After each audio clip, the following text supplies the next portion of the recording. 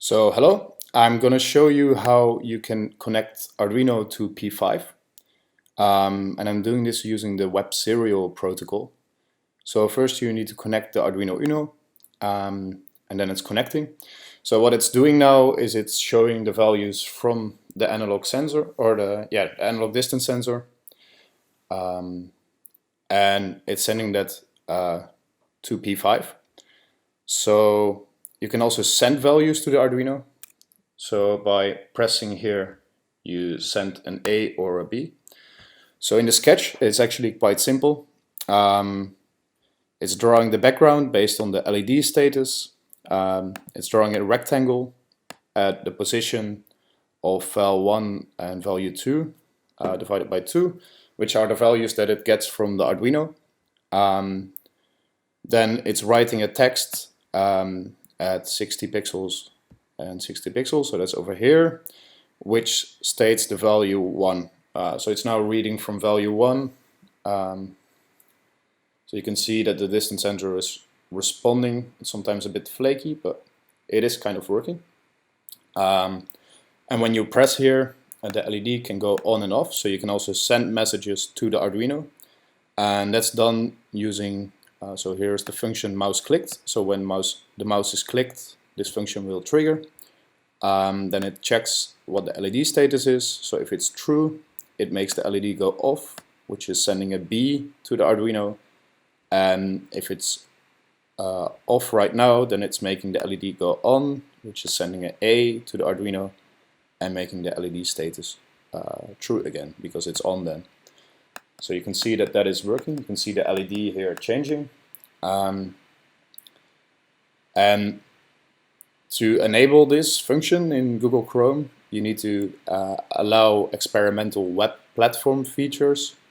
So if you go to Chrome / and then flags, you will come in this sort of menu, and you need to search for experimental web platform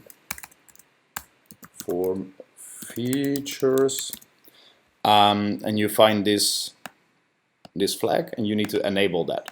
Normally it's disabled because this is kind of dangerous, but it is a really nice way to prototype stuff on the screen using the Arduino. One other feature that I made for now is that you can hide the serial controls. Sometimes you don't want people to see this top part, so then you press a key. Doesn't matter which key.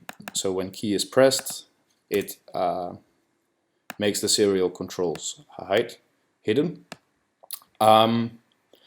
So basically how this works is it's using webserial, as I said before. So in the index there is the code for this sort of serial monitor in the top. So it's checking if you click the connect button, and it's trying to connect.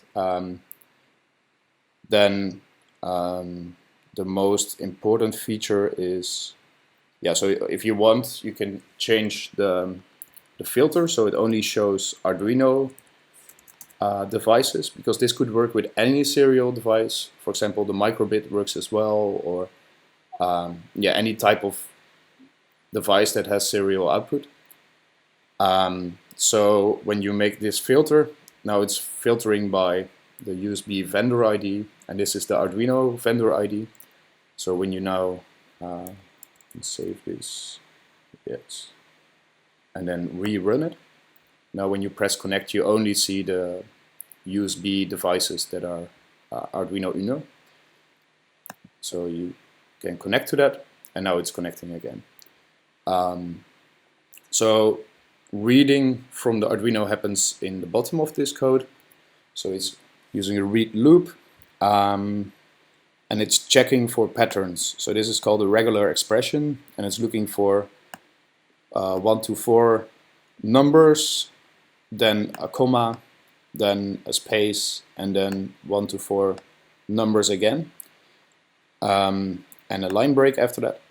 So this is the same as the serial plotter does in Arduino. And using this you can then search for the two values that it reads, and it stores that in value 1, val 2, and val 1, which are in the sketch, which you can use in the sketch for various purposes. Yeah, so that's basically it. Thank you.